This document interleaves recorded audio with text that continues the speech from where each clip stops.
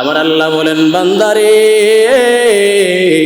দুনিয়ার জমিনে যা যা কিছু তোমারে দিয়া দিলাম সবগুলা আমি তোমার জন্য বানায়া তোমারে নির্ধারণ করে দিলাম। ও বান্দা, তুমি যদি মাথা থেকে পা পর্যন্ত তাকায়া দেখো, এই মাথা থেকে পা পর্যন্ত রবের কতগুলা নিয়ামত বান্দার মধ্যে দিয়া দিছে। যদি আমি আপনি দুইটা চোখ নিয়ে চিন্তা করি, আমার রব দুইটা চোখ কত সুন্দর করে বানাইলো।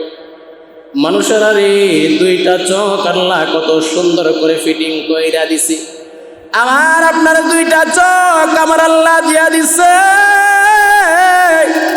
এই দুইটা চোখ যে বান্দারে আল্লাহ দেই নাই, যে বান্দারে রব্বে কারীম দুইটা চোখ দেই নাই, সে বান্দা জানে দুইটা চোখের কত মর্যাদা, দুইটা চোখের কত কদর। ওই বান্দা দুইটা চোখ না থাকার কারণে মাকে দেখতে পারে না, দুইটা চোখ না থাকার কারণে বাবার চেহারাটা দেখতে পারে না, বোনের চেহারাটা দেখতে পারে না, পায়ের চেহারাটা দেখতে পারে না, নিজের বিবির চেহারাটা দেখতে পারে না, নিজের সন্তানের চেহারা দেখতে পারে না, নিজের মেয়ের চেহারা দেখতে পারে না, আত্মীয় স্বজন কারো চেহারা দেখতে পারে না, আমার রবের দেওয়া আসমান দেখতে পারে না, আমার রবের দেওয়া জমিন ওই বান্দা দেখতে পারে না। ওই বান্দা যা যা দুনিয়ার জমিনে আল্লাহ বানায়া দিছে রে, ওই দুনিয়ার জমিনে রব্বে কারীম যা যা বানায়া দিছে কোনো কিছু বান্দা দেখতে পারে না। মানুষের আরে দুইটা চোখ বন্ধ করলে তামাম পৃথিবীর জিনিস অন্ধকার লাগে, মনে হয় কাছের জিনিসটা পর্যন্ত দেখা যায় না, শুধু অন্ধকার। আমার আল্লাহ বলেন, বান্দারে তোর এত সুন্দর কইরা দুইটা চোখ দিয়া দিলাম, সামান্য পরিমাণ দুইটা চোখের মধ্যে সমস্যা হয়ে গেলে ঢাকা থেকে কলকাতা পর্যন্ত, লন্ডন পর্যন্ত, আমেরিকা পর্যন্ত আমরা যাই কি যাই না? যাই না? আবার যদি দুইটা চোখ ডাক্তারকে দেখানোর কারণে ভালো হয়ে যায়, ওই বান্দা মনে মনে বলে ডাক্তারটা খুব ভালো, ডাক্তারের ওষুধগুলা খুব ভালো, আরো মানুষকে পরামর্শ দেয় অমুক ডাক্তার খুব ভালো ডাক্তার, আমার চোখগুলা ভালো হয়ে গেছে, অথচ আমার রব ভালো করছে। আমার আল্লাহ বান্দারে কোনো অনুরোধ ছাড়া, কোনো দরখাস্ত ছাড়া আমার আল্লাহ বান্দার দুইটা চোখ আল্লাহ তাআলা দিয়া দিছে, অথচ বান্দা শুকর আদায় করা আলহামদুলিল্লাহ। এরে বান্দা, দুইটা চোখের জন্য তুমি লক্ষ লক্ষ টাকা খরচ করলা, অথচ আমার আল্লাহ তাআলা তোমারে ফ্রিতে দান করছে, কোনো টাকা নাই রে, কোনো পয়সা নেই, কোনো জমি জমা তোমার কাছ থেকে নেই নাই, নিছে নাকি? নাকি আল্লাহ বলছে বান্দা তোমারে চোখ দিছি 1 কোটি টাকা দিতে হবে? কেউ বলতে পারবেন না। কোনদিন রব বলে নাই টাকা দিতে হবে, শুধু আমার রব বলে বান্দারে আমি আল্লাহ তোর চোখ বাড়া দিলাম। ও বান্দা, দুইটা চোখের মাধ্যমে তুমি শুধু আমার রবের প্রশংসা করবা আলহামদুলিল্লাহ। জোরে জোরে সবাই বলি আলহামদুলিল্লাহ, আরো জোরে সবাই বলি আলহামদুলিল্লাহ।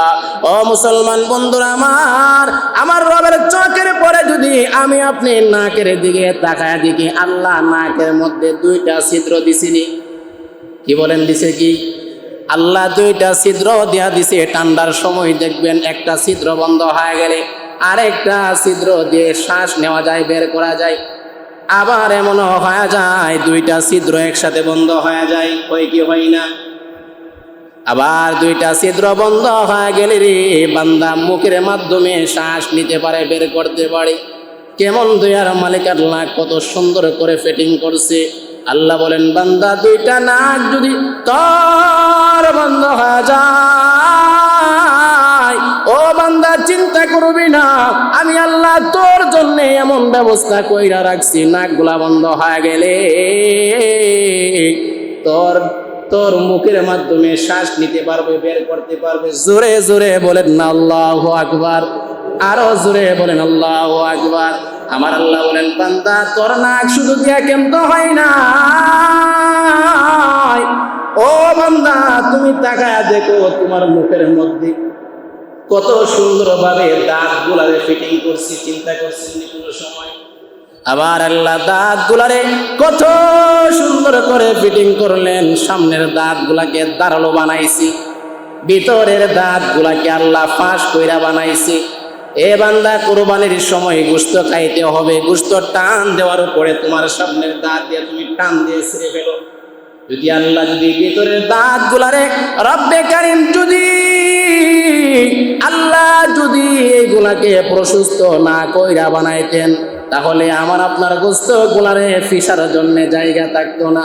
আল্লাহ বলেন বান্দা তোর গোশত গুলারে ফিসার জন্য, গোশত গুলারে একদম শেষ করার জন্য আমি চাবার মধ্যে তোরে দাঁতের ব্যবস্থা কইরা দিলাম। জোরে জোরে বলেন না সুবহানাল্লাহ।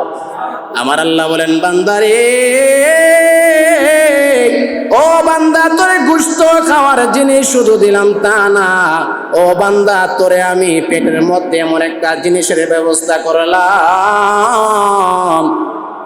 ও বান্দা পেটের মধ্যে গোশত বাদ গুলা যাওয়ার পরে, এই গুলা যাওয়ার পরে ভিতরে একটা মেশিনের ব্যবস্থা করলাম। দেখেন না সকালবেলা খাবার খাইলে দুপুরের সময় খিদা লাগে কি লাগে না? লাগে না? সকালবেলা খাবার খাইলাম, দুপুরের বেলা খিদা লাগা যায়, দুপুরের সময় খাবার খাইলাম, রাত্রের বেলা খিদা লাগা যায়। রব্বে কারীম ওই জায়গাতে একটা মেশিন বানায় দিছে, এমন ভাবে বানাইছে ওইগুলা থেকে আল্লাহ রক্ত বানায়া দেয়, ওইগুলা থেকে আল্লাহ গোশত বানায়া দেয়, ওইগুলা থেকে প্রস্রাব বানায়া দেয়, ওইগুলা থেকে পায়খানা বানায়া দেয়, ওইগুলা থেকে বান্দার শক্তির গুলা ব্যবস্থা কইরা দেয়।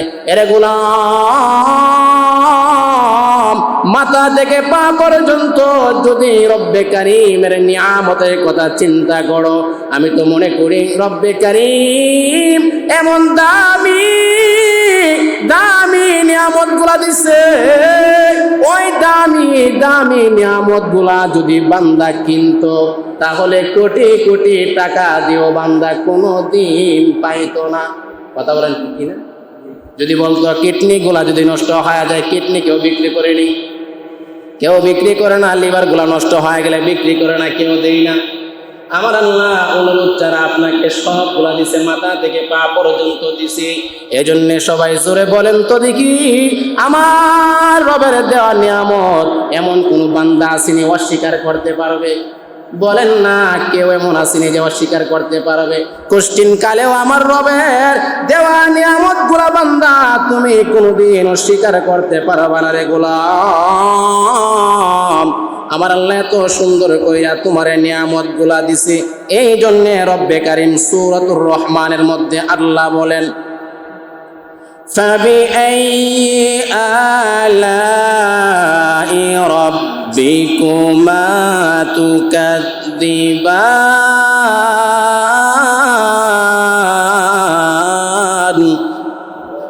مَرَجَ الْبَحْرَيْنِ يَلْتَقِيَانِ بَيْنَهُمَا بَرْزَخٌ لَّا يَبْغِيَانِ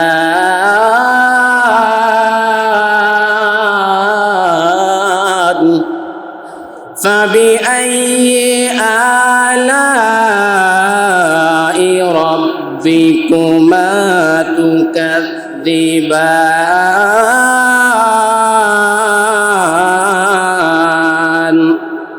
يخرج منهما اللؤلؤ والمرجان فبأي آلاء ربكما تكذبان وله الجوار المنشآت في البحر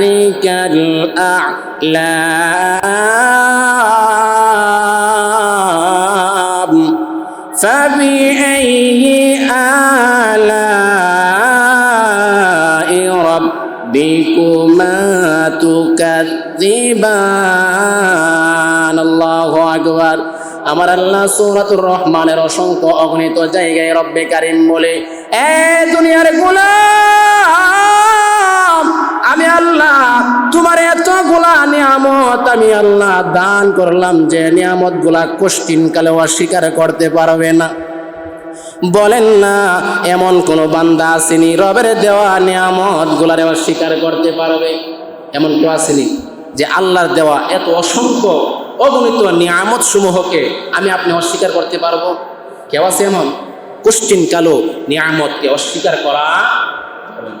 এই জন্যে মুসলমান বন্ধুরা আমার আল্লাহ যা যা নিয়ামত গুলা দিয়া দিছে, ও গোলাম ওই নিয়ামত গুলা পাওয়ার পরে যদি বান্দা যদি শুকর আদায় করে, আমার আল্লাহ তার নিয়ামত গুলা বাড়ায় দেয়। বাড়ায় কি বাড়াই না? আমার আল্লাহ সূরাত ইব্রাহিমের ৭ নম্বর আয়াতের মধ্যে বলেন, লা ইন শাকারতুম লা আযীদান্নাকুম وَلَئِن كَفَرْتُمْ إِنَّ عَذَابِي لَشَدِيدٌ। আবার আল্লাহ বলেন, গোলাম আমি আল্লাহ যা যা নিয়ামত গুলা দিয়েছি নিয়ামতের শুকর আদায় করলে আমি রব তোমার নিয়ামত গুলা বাড়াইয়া দে। আর যদি শুকর আদায় না করো আমি আল্লাহ কঠিন শাস্তির ব্যবস্থা রাখছি। নিয়ামত পাইয়া শুকর আদায় না করলে বান্দা নিয়ামত পারবে না, আদায় করলে রব নিয়ামত পাওয়ার কারণে আরো নিয়ামত গুলা আমার আল্লাহ বাড়াইয়া দে। একটা ঘটনা বললে বুঝতে পারবেন, শুধু ইবরতের জন্য, যদিও ঘটনাটা দুর্বল কিন্তু ইবরতের জন্য অত্যন্ত উপকারী। একবার মূসা পয়গম্বর রওনা করলেন, আল্লাযী কাল্লামাল্লাহু আলাইহি মূসা, আল্লাহর সাথে মূসা আলাইহিস সালাতু ওয়াস সালাম তোর পাহাড়ে কথা বলতেন। তোর পাহাড়ে কথা বলার জন্য মূসা নবী রওনা করলেন। পথের মধ্যে একজন সাক্ষাৎ করলো, একজন গরিব ব্যক্তি সাক্ষাৎ করলো। দেখে বলে, মূসা আমার রবকে বলবা আমি অনেক গরিব, আমার টাকা নাই, পয়সা নাই, জমি নাই, কাপড় নাই। এ মূসা আমার আল্লাহকে বলবা কি কি আমল করলে, কি কাজ করলে আমার রব আমার নিয়ামত গুলা বাড়াইয়া দিবে, আমার জমি বাড়াইয়া দিবে, সম্পদ গুলা বাড়াইয়া দিবে। মূসা নবী ওই ব্যক্তির কথা শুনে সামনে অগ্রসর হয়ে গেলেন। সামনে যাওয়ার পরে আরেকজন ব্যক্তির সাথে মোলাকাত হয়ে গেল। ওই ব্যক্তি ডেকে ডেকে বলে, পয়গম্বর আমার রবকে বলবেন আমি কি কি করলে আমার নিয়ামত গুলা কমায়া দিবে, কারণ আমার এত জমি জমা হয়েছে রে। ওই জমি জমার খবর রাখতে গিয়া আমার নামাজ মাঝে মধ্যে এদিক সেদিক হয়ে যায়। আছে কি নাই? এমন আছে না? অনেকগুলা সম্পদ আমার রব দিয়া দিছে। আমার আল্লাহরে বলবেন কোন কোন আমল করলে কি করলে আমার নিয়ামত গুলা কমায় দিবে। কথা শুই না সামনে চলে গেছে। সামনে যাওয়ার পরে একজন ব্যক্তির সাথে সাক্ষাৎ হইল, হাত নাই, পা নাই, কিছু নাই। বলে, পয়গম্বর মূসা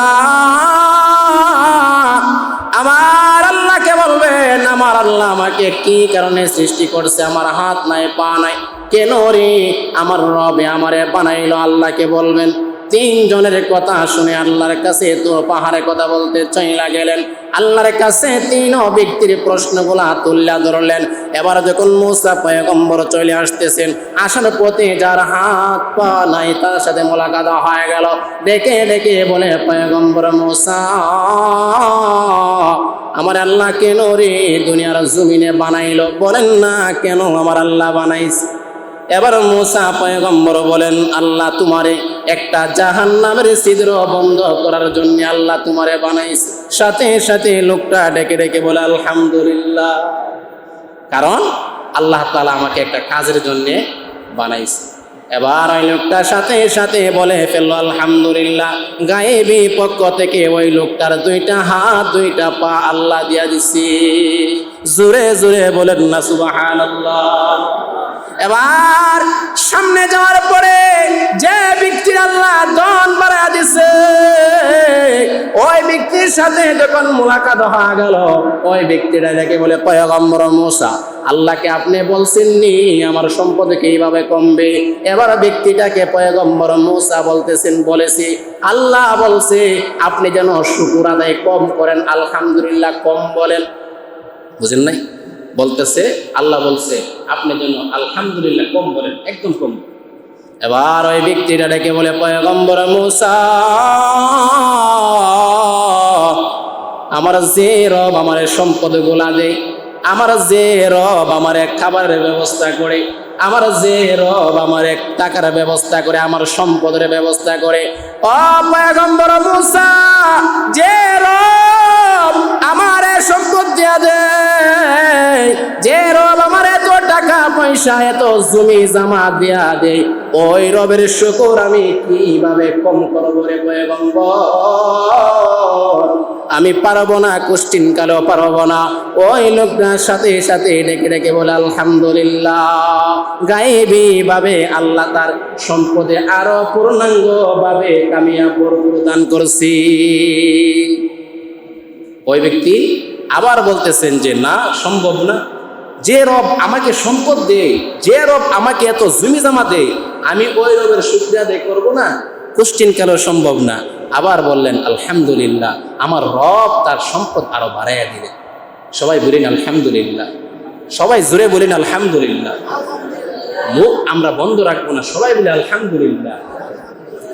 একটা শুকর আদায় করলে আল্লাহ নিজে বলেছেন, লা ইন শাকারতুম লা আযীদান্নাকুম, শুকরিয়া আদায় করলে আল্লাহ বাড়িয়ে দেয়। কালামুল্লাহি হাক্কুন, আল্লাহর কালাম সত্য, এর মধ্যে কোনো সন্দেহ নাই।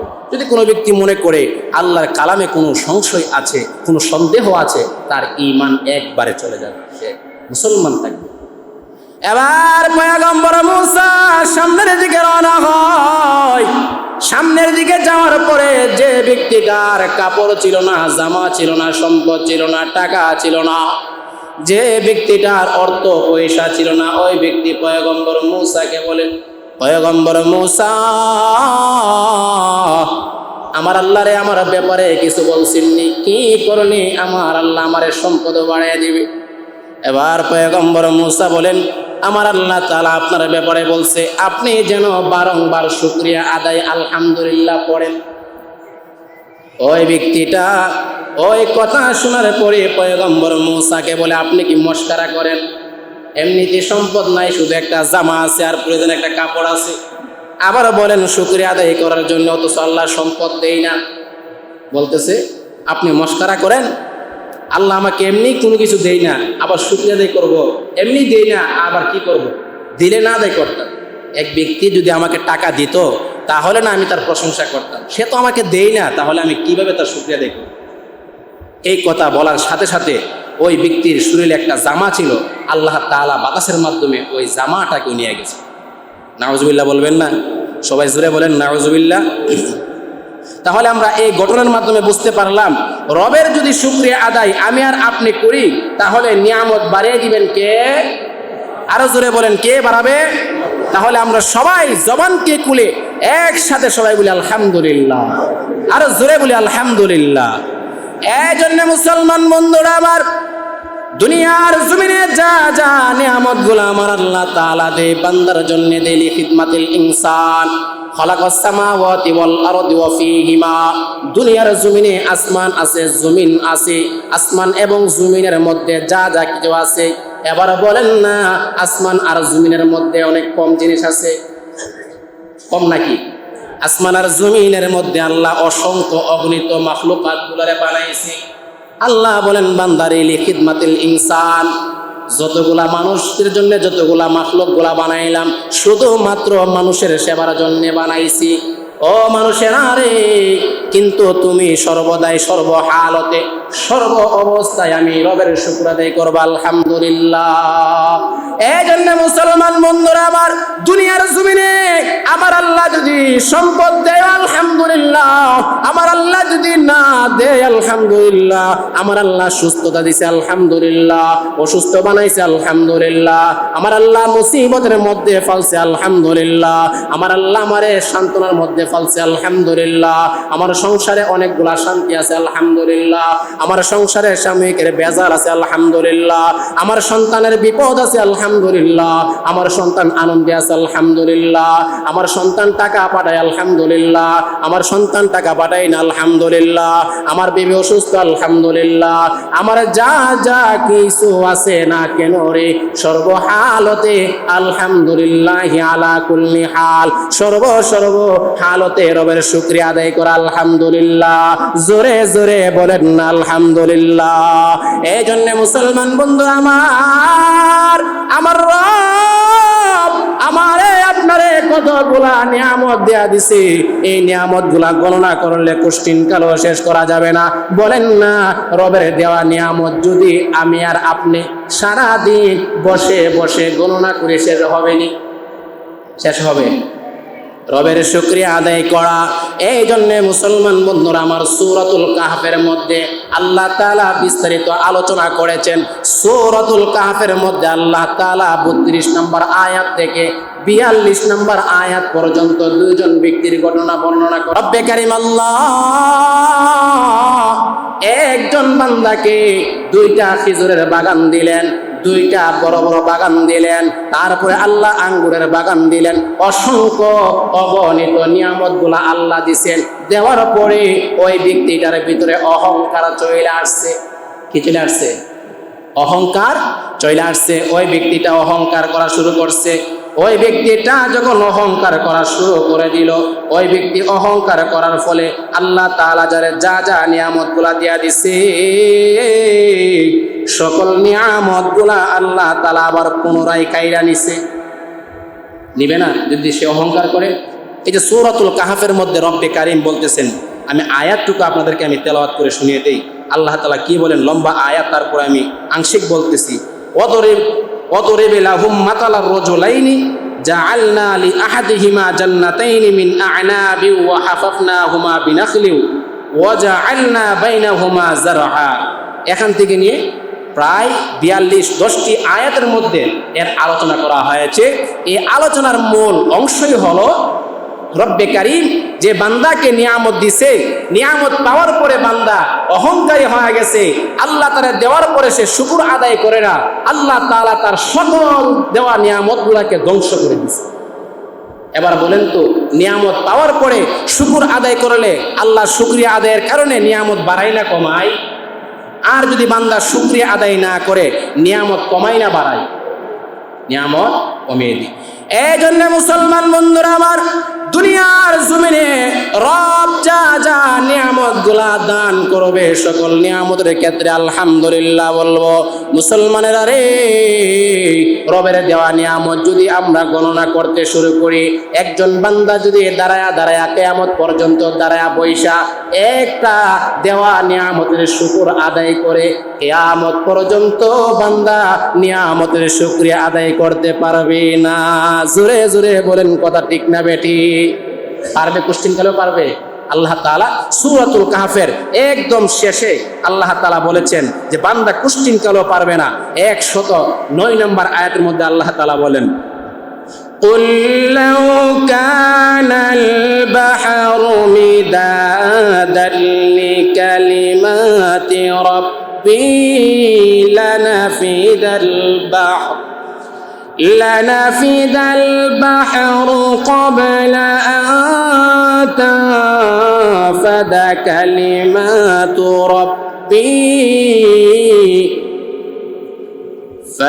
كلمات ربي ولو جئنا بمثله مددا।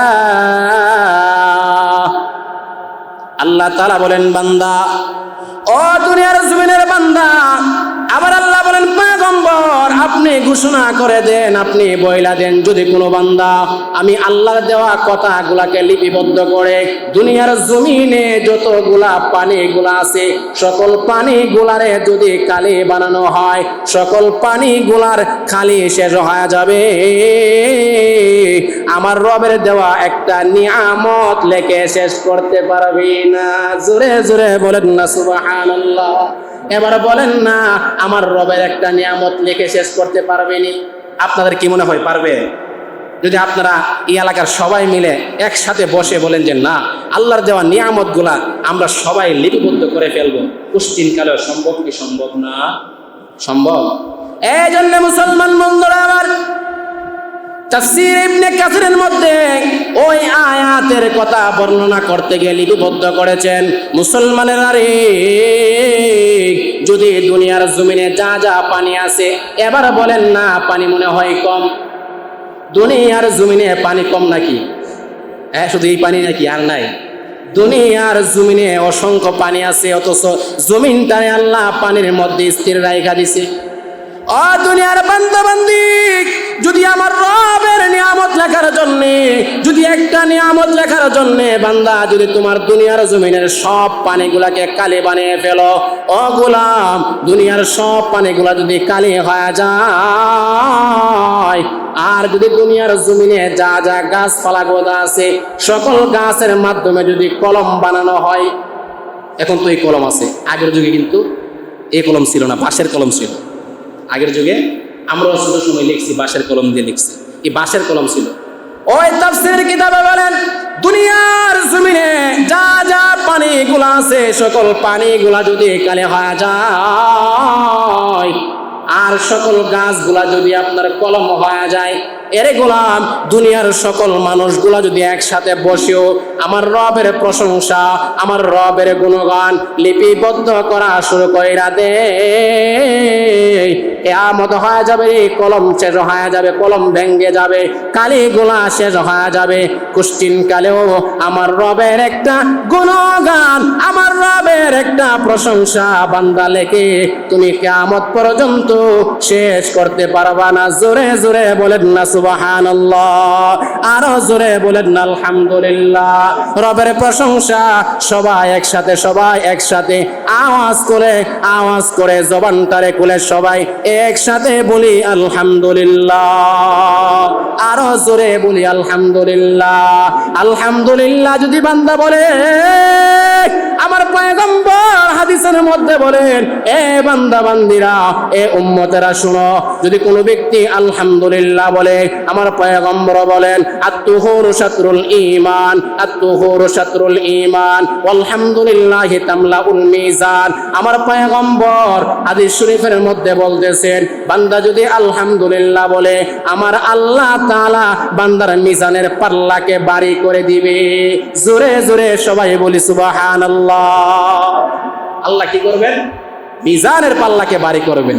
কোন নিয়ামত আল্লাহ দেওয়ার পরেও শুকর আদায় করল, এমন সুসংবাদ আর কোন ধর্মে আসেনি। কি বলেন আপনারা? আল্লাহ দিয়েছে টাকা ছাড়া। এ পর্যন্ত কেউ তো বলতে পারবেন না যে আমরা চোখের জন্যে, কানের জন্যে, নাকের জন্যে আল্লাহকে 1 লক্ষ টাকা দিছি, কেউ বলতে পারবেন না। আল্লাহ তাআলা টাকা ছাড়া, কোন অনুরোধ ছাড়া এতগুলা নিয়ামত দান করছে, আবার আমরা শুকরিয়া আদায় করলে আবার সওয়াবও পাই। কথা বুঝেন নাই? রব দিছে, রবের নিয়ামতের শুকর আদায় করি, আবার রব এই শুকর আদায় করার কারণে নিয়ামতও বাড়ায়, সওয়াবও দেয়া যায়। চিন্তা করছেন নি?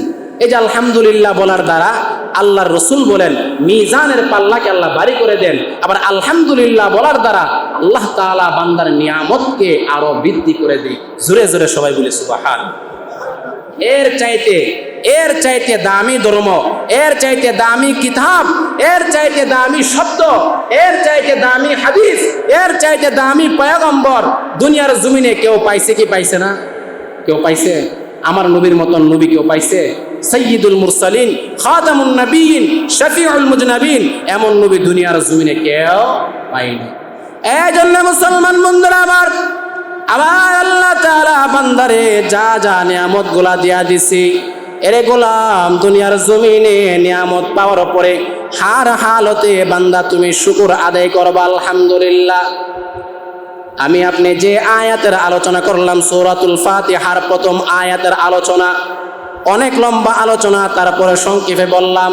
এবার যদি আমার এই পর্যন্ত বয়ান বুঝে থাকেন, তাহলে সবাই জবানটা খুলে বলেন তো, এই আয়াতের মাধ্যমে আমরা কি বুঝলাম?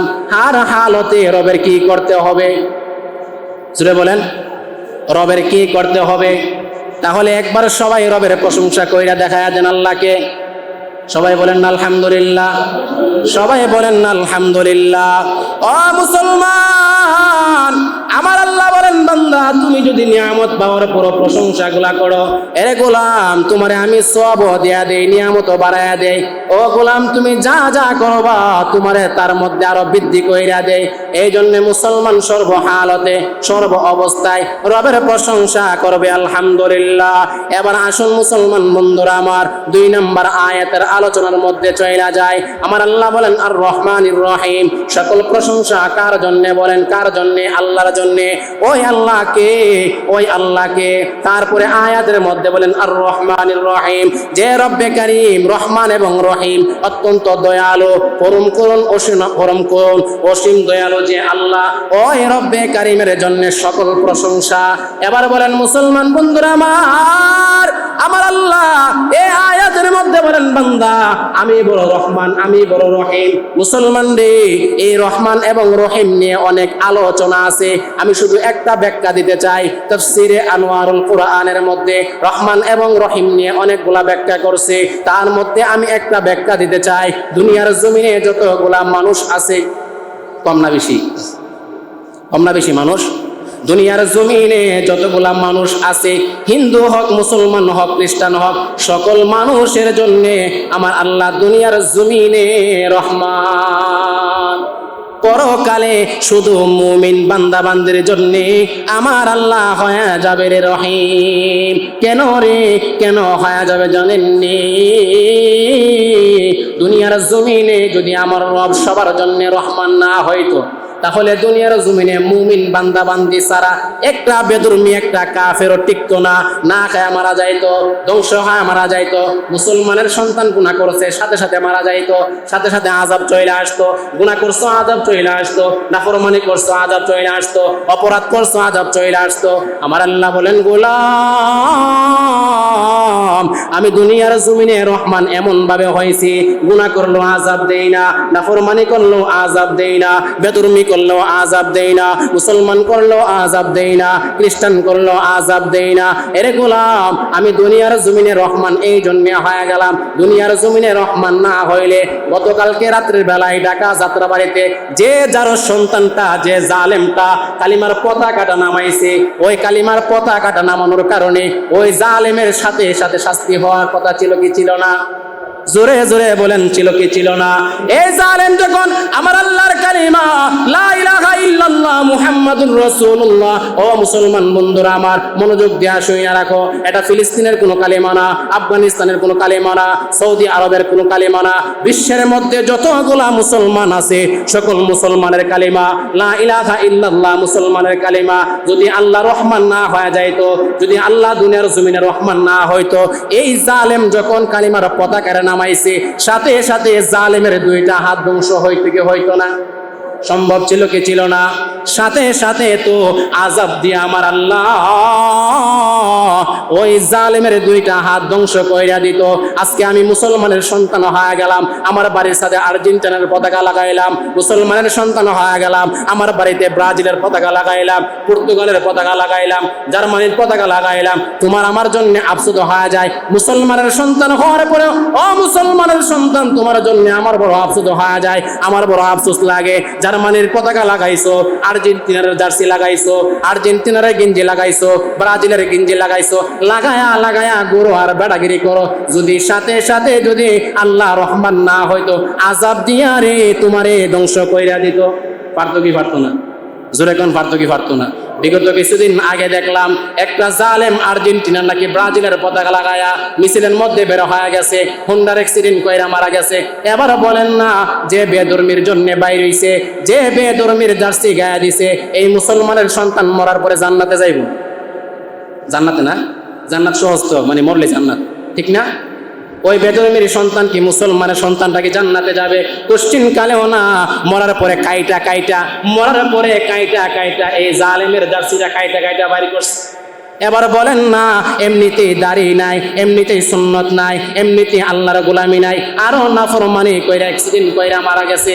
ও মুসলমান, তোমার বাড়ির সাথে তো জার্মানির পতাকা থাকার কথা না। তোমার বাড়ির সাথে যদি পতাকা লাগাইতে হয়, কালিমার পতাকা লাগায়া মানুষদেরকে দেখায়া দাও। যদি ওই কালিমার পতাকা তোমার বাড়ির সাথে লাগায়া দাও, ওই কালিমার পতাকা অন্য বাড়ির বিল্ডিং এর মানুষটা যখন পাঠ করবে, ওই বিল্ডিং এর মানুষটা যখন পড়বে লা ইলাহা ইল্লাল্লাহ মুহাম্মাদুর রাসূলুল্লাহ যখন পড়বে, পড়ার দ্বারা যে সওয়াবটুকু হয়ে যাবে, আপনার আমল নামায়ও সেম সেই সওয়াবটুকু চইলা যাবে কি যাবে না?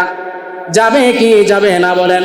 তাহলে আপনি কালিমার পতাকা লাগাইছেন, নিজেও সওয়াব পাইতেছেন, নিজেও সওয়াব পান, অন্য ভাই পড়ার কারণে আপনার আমলও সওয়াব আসে। তাহলে বলেন না, যে জিনিসটা লাগাইলে গুনাহ হবে, যে জিনিস লাগাইলে মান তাশাব্বাহা বিকওমিন ফাহুয়া মিনহুম, যে জিনিস লাগাইলে অপরাধ হবে, ওই জিনিস লাগাবো নাকি যে জিনিস লাগাইলে সওয়াব হবে সেটা লাগাবো?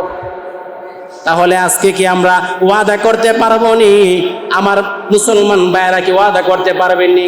আমাদের প্রত্যেকের বাড়ির সাথে আজকে থেকে কালিমার পতাকা লাগায়া দিব, জাহান্নামীদের পতাকা গুলো আমরা নামিয়ে ফেলবো। পারবো কি পারবো না? যদি না পারেন মনে রাখতে হবে আপনারও তার সাথে হাসর হবে। জাহান্নাম যদি যাইতে চান, আল্লাহর কাছে গিয়ে যদি মায়ের খাইতে চান, ফেরেশতার মায়ের খাইতে চান, জাহান্নামী ফেরেশতার মায়ের খাইতে চান, তাহলে আরো ভালো কইরা লাগান, আরো বেশি কইরা লাগান, একটা কেন 10টা লাগান, আরো বেশি কইরা লাগান। এই জন্যে আজকে আপনারা যুবকরা উদ্যোগ নেন, আমরা যে এই মুসলমানের সন্তান হয়, ওই বেদুর্মী যদি মুসলমান হয়ে থাকে, ঢাকা যাত্রাবাড়িতে যে বেদুর্মীটা যদিও মুসলমান হয়ে থাকে, কালিমার পতাকা নামাইছে, আজকে আবার দেখলাম কালিমার পতাকা নামাইছে 20টা দিয়ে দিছে 50টা। কথা বুঝেন নাই? নামাইছে 20 দিছে 50। তাহলে মুসলমানের সন্তান একটা না, বিল্ডিং এর ছাদের মধ্যে কোনায় কোনায় লাগায়া দিবেন লা ইলাহা ইল্লাল্লাহর পতাকা। কে কে পারবেন? কে কে পারবেন? রব্বে কারিম রে 2টা হাত তুলা দেখা দেন আজকে কে কে পারবেন কালিমার পতাকা বাড়ির মধ্যে উত্তোলন করবেন? কে কে পারবেন? 2টা হাত তুলা রব্বে দেখা দেন। রব্বে কারিম আমাদের সবাইকে কালিমার পতাকা বাড়ির সাথে লাগানোর তৌফিক দান করুক। বেদুর্মীর পতাকা আজকে থেকে সবাই নামিয়ে ফেলবো। ফেলবো কি ফেলবো না? এই কথা কেন বললাম? আমার রব রহমান, দুনিয়ার জমিনে সবার জন্য রহমান, মুসলমানের জন্য রহমান, বেদুর্মীর জন্য রহমান। মুসলমান হয়েও বেদুর্মীর কাজ করলে আমার রব পারতেন শাস্তি দিতে, কিন্তু রব দেই না। আল্লাহ রহমান বলে, বান্দারে দুনিয়ার জমিনে আমি আল্লাহ রহমান, এই জন্যে মুসলমান হয়েও তুমি জার্মানির পতাকা লাগাও, মুসলমান হয়েও তুমি আর্জেন্টিনার পতাকা লাগাও, মুসলমান হয়েও তুমি ব্রাজিলের পতাকা লাগাও। এই জন্যে আমি রহমান। সুতরাং রহমান হওয়ার কারণে আমি রব তোমারে শাস্তির ব্যবস্থা করি নাই। আল্লাহ বলেন করি নাই। অথচ যদি আপনি আমি রে এই পতাকা লাগায়া দুনিয়ার জমিন থেকে যাই, এই পতাকার দ্বারা যা যা গুনাহ হবে সব আমলনামায় যাবে কি যাবে না? যাবে কি যাবে না? ওয়াদা করতে পারবো নি? নাকি আমরা ওই যে আমরা ছোট সময় দেখতাম, এখনো দেখি, মানতে নিয়েন না, ছাগল যখন ধরি, ছাগলের ধরার পরে একটু মারা হয়, আর বলা হয় আর যদি এদিকে আসিস, আর আইলে তোর খবর আছে। আমরা ব্রাহ্মণবাড়ির ভাষা যারা বলি, আর আইলে তোর খবর আছে, আইলে বুঝবি। ওই ছাগল একটু দূরে যাওয়ার পরে নাড়া দিয়ে বোঝা যায়, যতই মারস না কেন আবার আবার কি করবো? আপনাদের পায়ের নিচে পায়ে হাত রেখে আমি বলি, যদি আপনি বলেন আপনার পায়ে হাত রেখে বলবো, আমি চাই না আমার মহল্লার আমার যুবক ভাইয়েরা, আমার যুবকের কুলেজার টুকরা ভাইয়েরা যেন এই বিদুর্মীদের পতাকা লাগায়া গুনার কাজ না করে। আমি চাই না যেন আমার যুবক ভাইয়েরা, বিশেষ করে আমার মহল্লা আগে, আমার মহল্লার মানুষ আগে, আমার মহল্লার বাইরে যেন কালিমার পতাকা লাগায়, সোয়াবের পতাকা লাগায়, যেন বিদুর্মীর পতাকা না লাগায়, গুনার কাজ যেন না করে। আমি চাই আগে আমার মহল্লা ঠিক হবে, কারণ নিজের ঘরে আগুন না দিয়া পরের ঘরে আগুন দেওয়া ঠিক না। নিজের ঘরে আগুন লাগছে, আর নিজের ঘরের আগুন নিবাও, পরের ঘরের আগুন পরে নিবাও, আগে নিজের ঘর। এই জন্য আমি আমার মহল্লার যুবক ভাইদেরকে এবং যারা যারা যে দলের ভক্ত আছেন আমি আপনাদেরকে অনুরোধ করে বলবো, আপনারা আমার প্রিয় মানুষ, আপনারা সবাই আমার আগে, তারপর অন্য মহল্লারা। আমি চাই না আমার মহল্লার মানুষেরা গুনার কাজে লিপ্ত হয়ে যাক। আমি অনুরোধ করে বলবো, আমরা সবাই যেন এই কালিমার পতাকা লাগায়া, এই কালিমার পতাকা আমরা যেন লাগায়া জার্মানির পতাকাগুলোকে আমরা ফুরে ফেলবো, আর্জেন্টিনার পতাকাকে আমরা ফুরে ফেলবো, ব্রাজিলের পতাকাকে আমরা ফুরে ফেলবো। অথচ আমি আপনি দাবি করি ফিলিস্তিনের পক্ষ হয়ে যুদ্ধ করব, আবার আমরা এই পতাকা নিয়ে আমরা খেলা তামাশা করি। কোশ্চিন কালো সম্ভব না।